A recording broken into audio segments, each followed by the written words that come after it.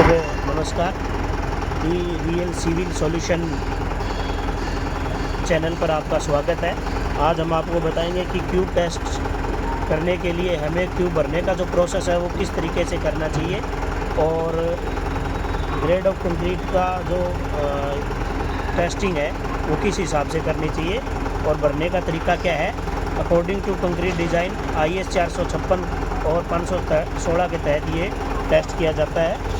और ये देखिए, एक टेस्ट के अंदर में 6 क्यूब सेट होते हैं जिसकी डायमेंशन प्रॉपर सेट होनी चाहिए और ऑयल लग के कंप्लीट होना चाहिए, जिसकी डायमेंशन 150 बाई 150 बाई 150 mm होती है। एक क्यूब को 3 बार में भरा जाता है और एक लेयर को भरने के लिए 60 mm की जो ये टैंपिंग रोड होती है 600 mm लेंथ की, इससे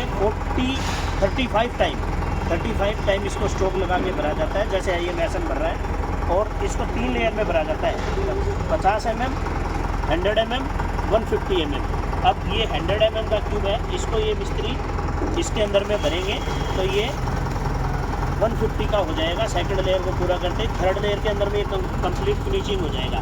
फिर मोल्ड को जब 24 आवर्स के बाद में हम खोलते हैं इसको क्यूरिंग प्रोसेस के लिए। उस टैंक की क्यूरिंग प्रोसेस के लिए 27 डिग्री का टेम्परेचर होना चाहिए और क्यूब को रखने से पहले उसके ऊपर में मार्क होना चाहिए कि कौन सी ग्रेड की कंक्रीट है, किस डेट को डाली है। सेट 1 का पहला क्यूब, सेट 1 का दूसरा क्यूब, तीसरा क्यूब, चौथा क्यूब, पाँचवा क्यूब, छठा क्यूब, ऐसे मेंशन हो चाहिए।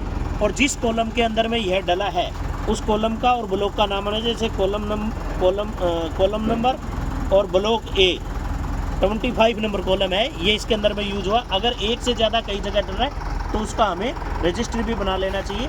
फिर ये खोलने के बाद में टेस्टिंग में जाएगा, उसका प्रोसेस हम टेस्टिंग में बताएंगे। और जितने भी क्यूब हैं वो हमारे ओरिंग यार्ड के ऊपर में जब कंक्रीट हम लेते हैं किसी डंपिंग पे वहीं भरने चाहिए और इसके अंदर में कहीं एक्स्ट्रा पानी या केमिकल कुछ नहीं मिलाया जाता और ना ही मिलाना चाहिए। प्रॉपर कंक्रीट ग्रेड टेस्ट करने के लिए हमें क्यूरिंग के बाद में हम आगे का प्रोसेस बताएंगे। वीडियो अच्छी लगी हो तो लाइक और सब्सक्राइब करें।